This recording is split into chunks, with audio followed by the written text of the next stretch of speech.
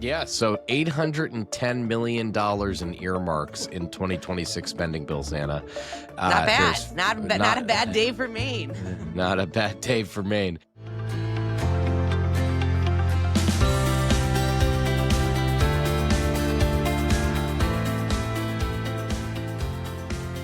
Good morning. I'm Anna Palmer. And I'm Jake Sherman. And welcome to the Daily Punch, brought to you by Punchbowl News. It's Thursday, July 31st, 2025. Let's get into the mix. Here are your Washington headlines of the day. Number one, it's earmark season, and Senator Susan Collins is reaping the benefits of holding a gavel. Number two, senators eye a minibus deal. And number three, Republicans bet big on Latino candidates. All right, Jake, let's get into it. The top this morning is one of the kind of tops that I just love. It really shows the parochial nature of Capitol Hill and also power, right? We focus so much on power, people, politics here at Punchbowl News. And this is an item that really focuses on how Senator Susan Collins is using her perch, her gavel, her power in order to send or potentially send funds to her home state of Maine. Yeah, so $810 million in earmarks in 2026 spending bills, Anna. Not bad. Not a bad day for Maine. Not a bad day for Maine. $460 million in upgrades to the Portsmouth Naval Shipyard, and $135 million in transportation earmarks, $59 million for drinking water and wastewater infrastructure. University of Maine system gets $52 million. And this is what happens when your appropriations chair. Let's be clear about it. This is what happens when you have the ability to put earmarks in bills without much friction. Now, Susan Collins is up for re-election. Democrats still can't find a candidate to take her on, which is tough. It's just amazing to me. In a state, remember, she beat Sarah Gideon, who, had a zillion dollars, not literally, but a lot of money to her name, to her, Literally a zillion dollars, Jake? Not literally one zill, but close to one zill. She had a lot of dough, and Collins kind of beat her resoundingly in 2020 when Joe Biden won the presidency. So, that's that kind of tells you all you need to know about Susan Collins. And now they're talking about Janet Mills, who is, I want to just check, she's the governor of Maine, but she's 77 years old. She's a Democrat, and they're talking about her taking on Susan Collins. Now, let's just reverse for a second. If there's a CR, a stopgap, or a shutdown, Susan Collins is going to get none of these earmarks. Sure. Or maybe not none, but we don't have earmarks typically in a CR, although Andy Harris of Maryland, a House Freedom Caucus chair, says they should. There's no reason why they shouldn't. There is a reason why they shouldn't, because earmarks are kind of the candy to get the big bills, not if you get a CR. So John Ossoff, who is the top Democrat on the Milcon VA subcommittee for appropriations, has more than $550 million for Georgia military construction projects. And Ossoff has 88 earmarks worth nearly $79 million. Another dude who's up for re-election. So pays to be an appropriator, pays to be in the Senate, quite frankly, because House is a lot more arduous of a process, just considering how many people there are. I was just thinking, I'm old enough to remember when earmarks were out of favor, Jake. Yeah, we're both old enough to remember when earmarks were in favor and then out of favor. Out, back, and now they're back. It's a cyclical moment here. But Anna, I would say, let's take a serious view of this for a second. Not that we haven't been serious, but this is another, and you and I talk a lot about this on the podcast. This is another example. Giving up earmarks is giving up a congressional prerogative to spend money the way you want. Now, there are controls on earmarks. They used to be able to go to private companies and all this stuff. No longer. But the argument that people make and is made, and Collins makes in our item this morning in our top, I believe that members know far better than somebody who works in an office building or a federal agency in Washington and has never been to a member state which projects are worthy of support. So the substantive argument is, do you want the administration to decide where money goes, or do you want to decide?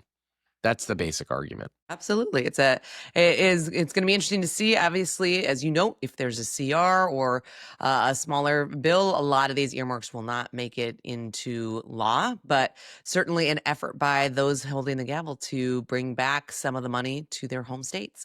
All right, Jake, let's move on to the number 2 story of the morning. Senate leaders and appropriators are trying to hash out a 3 or 4 bill package of fiscal year 2026 government funding bills with the goal of reaching an agreement before the August recess. This will be a big deal, I think, number one, just in the sense of the fact that Democrats' posture has been that this is not business as usual. They shouldn't be working with Republicans. But all of a sudden, on the biggest deal, they're kind of one leverage point left before the end of the year, government funding, a possible government shutdown. They're starting to work together here potentially to get several of these Senate appropriations bills done. So, yes, the big problem has been John Kennedy, who says he opposes it because he doesn't like Ledge Branch, although he likes the other two bills. But he said, I want to vote no. If they lump it together with two other budget bills that I'm for, it forces me to vote yes when I vote no. Now, let's talk about the internal power struggle here. If the Senate comes up with a minibus deal or some sort of package, they are going to jam the House. Like, let's just be clear here. If there is a bipartisan product that comes out of the Senate, it's going to put tremendous pressure on the House to accept that. Like, just hard stop. And the House Republicans already have a huge complex about getting jammed by the Senate.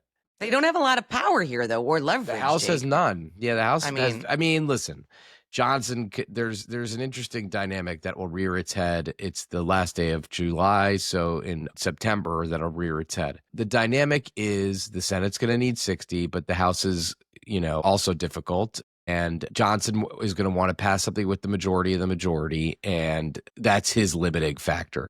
But you need 60 in the Senate. So anything that gets 60 is going to have a leg up. And that is, according to people in the administration and in the Senate, that is the way to avoid a shutdown, is to get a bipartisan product out of the Senate and force the House to pass it. And that's going to be a tough position for Johnson, no matter what, because what they'll do is they'll try to, if I'm just projecting out a little bit, and the item doesn't go this far, but we could go a little bit farther here. If the Senate passes a minibus or some sort of package, then Mike Johnson is going to want to put it on suspension, which requires 2/3 majority to get it through, because he's never going to be able to get it out of the Rules Committee. He's going to be then subject to criticism that he is relying on Democrats to pass the bill. Criticism that I think it will be legit.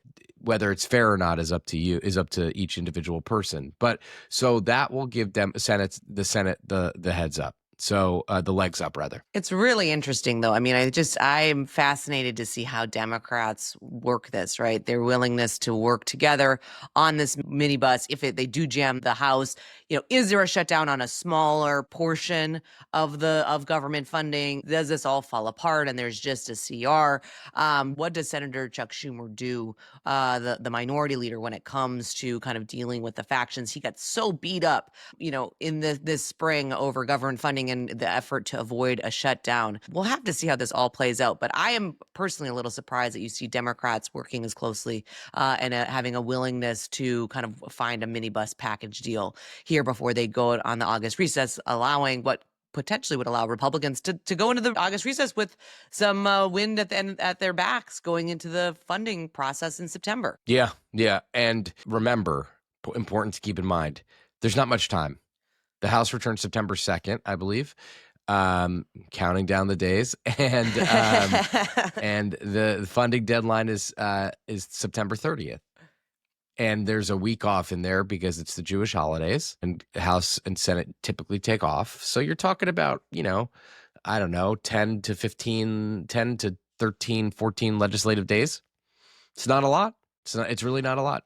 Classic Washington, right down to the wire. All right, let's run to the number 3 story of the morning. Republicans' big bet on Latino candidates. Really interesting item here as we look towards the midterms about how Republicans are looking to try to keep their majorities in both the Senate and the House, particularly in the House. And one strategy now, Jake, is recruiting Latino candidates. Yeah, well, let me first give a shout out to Ali Mutnick, who yesterday in the AM edition had the entire Texas map down to a T, before anybody else. This was a closely held secret in Austin and in Washington, and we had that before anybody, and it was just a great scoop. That's number one, and that dovetails Allie is nicely. crushing it. We love She it. is crushing it. Number two, this story is emblematic of some of the bets that, or the Texas map rather, is emblematic of some of the bets Republicans are making. There are a ton of Latino, Hispanic heavy seats in the Texas that Republicans are going to try to win, and it is a huge bet in Texas, at least. And we could talk about this a little more broadly in Texas, at least, that this segment of the population is going to behave like they did when Trump was on the ballot. Behave Mhm. meaning vote, that their Vote numbers are vote for Republicans. exactly vote for Republicans, even though Trump is not on the ballot. I don't know that that's going to happen. I don't know that that's not going to happen. That's the bet that they are making. Now, there's no question that Hispanic Latino voters in Texas have shifted to the right. I mean, appreciably. And by the way, we're seeing this across the country. Like, look at this. We have in New Jersey, the 9th district represented by Nellie Poe is shifted 20 points to the right of the presidential level. Now a Trump +1 district. They have Rosie Pino, who's running for this seat. California. I mean, we don't have to name all these seats, but just a ton New of Jersey, seats. California, a couple, I Yes, mean, 3 right. seats in California. I mean, you have, Texas. this isn't just Texas, right? I mean, No. Texas is where we have really zeroed in because it's a microcosm of the Republican strategy writ large. But what you're really seeing is across East Coast, West Coast, it doesn't matter. They are finding Hispanic and Latino candidates that are going to be in what appears to be very competitive races. Yeah, it's a massive political story heading into the 2026 election. It's a bet that could pay off or not. I mean, we'll see. We'll see. It's a lot of Republicans around town and around the country are really hoping to cement the Donald Trump coalition for a midterm election or almost freeze it in place in some way. Maybe that happens, but if we've learned anything, and again, I'm not making a prediction here, but if we've learned anything from watching politics for as long as you and I have, it's that presidential years are very different than midterm years. They just are. Yep. There's not the excitement, there's not the enthusiasm, there's not the operation to get people to the ballot box, there's not the incentive for some voters. So, that we'll have to see how that works out for them. All right, we are going to leave it there. I really want to encourage you to sign up for our free morning newsletter at punchbowl.news. There's a ton more in the AM edition. We've got some really great tech policy reporting on the future of AI, money in a couple of races. You can check that out. Sign up. All it takes is an email. And as always, we appreciate you listening and watching. Now, the Daily Punch. Have a great day and stay safe, everybody.